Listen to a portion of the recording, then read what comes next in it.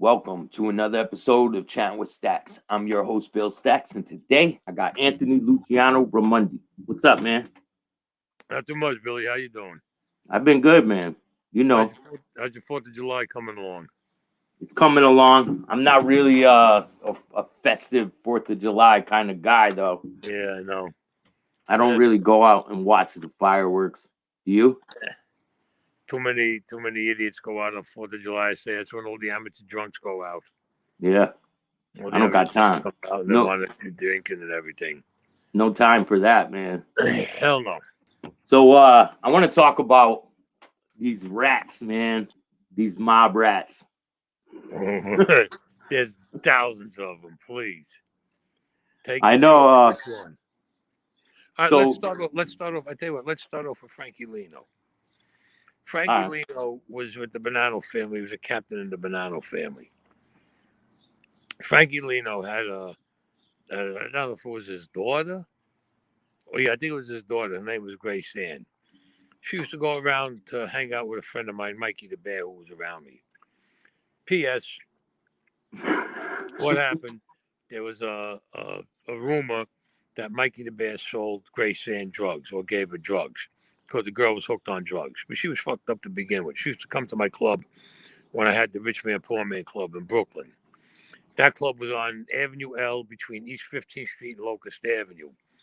And it was a great spot. Anyway, he turns around, he puts a hit out on Mikey the Bear. I go down to the Diplomat on Carroll and 3rd, and I was told about what happened. And I said, Mikey never sold her any drugs. I told him, I said, who Grace Ann got the drugs from? She got them from this other kid named Lummo. So they said, if you can get to the spot before they do the hit, the guy will see you. He knows you. He won't do the hit. P.S., make a long story short, I got there. It was about maybe a minute, not even a minute, and it was too late. They already popped my friend. Guy was around me, Mikey the Bear. oh man. All right.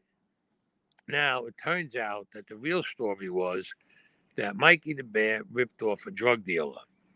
Now, Frankie Lino was quote unquote dead set against drugs, not into drugs, wouldn't let his people do drugs, wouldn't let his people sell drugs. If you sold it, you get killed. Okay. What the real story turned out to be was that Mikey the Bear ripped off this drug dealer, took out how many pounds, how many kilos of coke from him, about 150,000 in cash, jewelry, and he whacked him. He whacked the guy. Okay.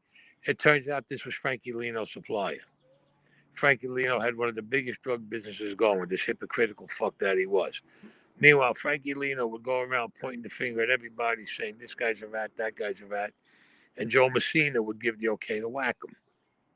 Well, Frankie Lino got picked up and he had a case. He was facing 5 years. That's all he was facing, 5 years. Not like everybody says 20 years, 30 years, 5 years.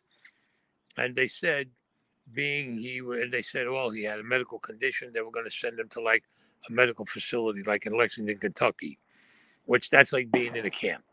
Yeah. It's like being in a camp for the weekend. P.S. Frankie Lino turned around and ratted everybody out.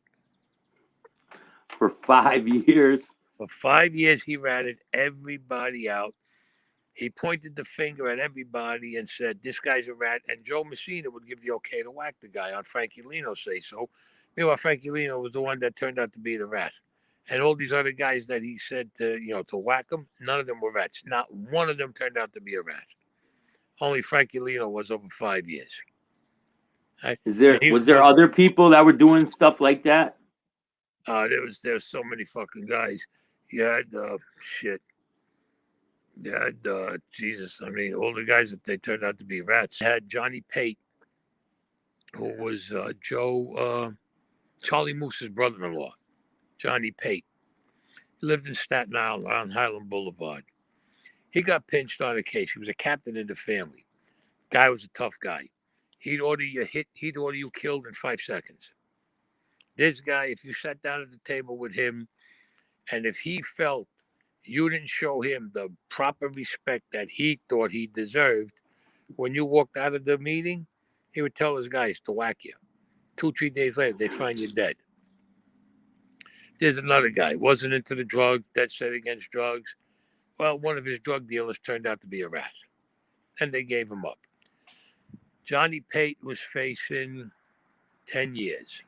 I believe it was 10 years he was facing. Now, Johnny Pate was a captain in the family, and they told him, anything happens, you're taken care of, your business still goes, everything's still running, don't worry about nothing. So he says, okay. So he's going to trial. Johnny Pate goes to trial, and they say the most, for whatever the reason was, I'm not exactly sure on what it was, but for whatever the reason was, the most time the judge could give him on a conviction was 10 years. And they said, if you get the 10, if you get convicted, you're going to get the 10. And the lawyers all said, you know what, we'll get you out in like 4. We'll do this, we'll do that. They knew exactly how to pull strings, but you had to do some time. Well, Johnny Pate turned around and says, fuck you all. And he turned around and ratted on everybody, including his brother-in-law. Gave everybody. And these are guys that are supposed to be honorable guys. Yeah, they were like brought up to not talk to the police, right? Exactly. Yeah. They're supposed to be honorable. And we'll talk about these ain't guys that are kids. We'll talk about these guys who already were in their 40s, 50s, like that. So these guys been around. They knew the score. They knew the score on what's what. It's Carmine. Then you had Carmine Sessa. They brought Carmine Sessa around, and that's why the Colombo War started in the end of the 80s, early 90s. It was called the Carmine Sessa, but I'll get into that another time. P.S. Carmine Sessa was letting it go to his head that they made him a boss and a consigliere and then an underboss and all this other bullshit. Carmine Sessa sends his 2 brothers out to whack a guy. The guy that he wanted whacked had a food truck, but he had numbers, sports, horses, Sherlock, and everything. P.S. His 2 brothers, they killed the wrong guy. The guy was a legitimate family man. They killed the wrong fucking guy. Needless to say, they get there's questions going on about what's going on. Then the Colombo War starts, and Carmine Sessa gets arrested. Him, Teddy Persico, Chucky, and I forgot who else. They got arrested on, I think it was Easter Sunday night, or it was Palm Sunday night, on the steps of St. Patrick's Cathedral. And Carmine Sessa Dan, they all get arrested. They get brought into MCC. And, everybody's got to go before the judge. They had a whole shitload of fucking, charges against them.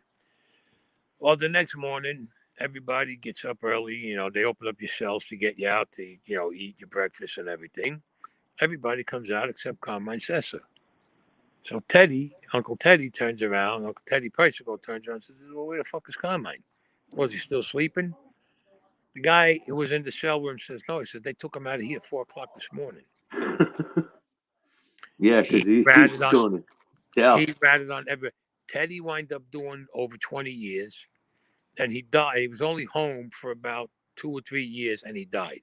He died of natural causes. He couldn't even enjoy being out or the rest of his life because this guy ratted him out. Chucky is still in prison for life, and all the other guys are still in for life, kind of Carmine Sessa. I mean, well, he's off wherever he's going, somewhere, and he's scot-free. He even ratted on his brothers. How's that grab you? Wow.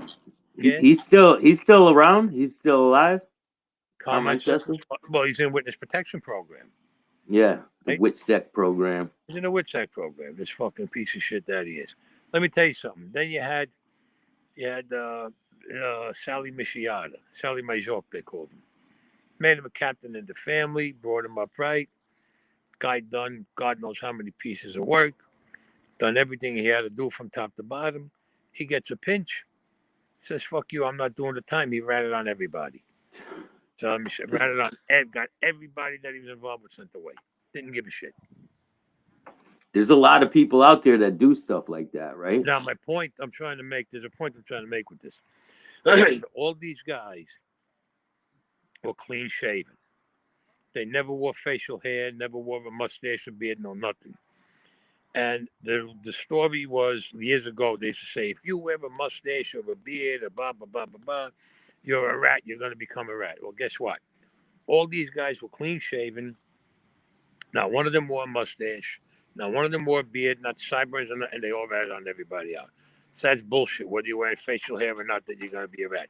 You had the kid Anthony Russo. He was involved in a piece of work. He came. The guys came out of prison. They made him a wise guy. Everything. He took a pinch. He gave up everybody. He gave up everybody. And here's another guy who was clean shaven guy. Clean shaven. Jimmy Fratiano the Weasel. Clean shaven. He gave up everybody. Joe Valachi, the first fat that they had on record. He gave up everybody. You had what was his name? There was a guy. Sammy the Bull. Sammy the Bull's another one. Sammy killed like 18 men.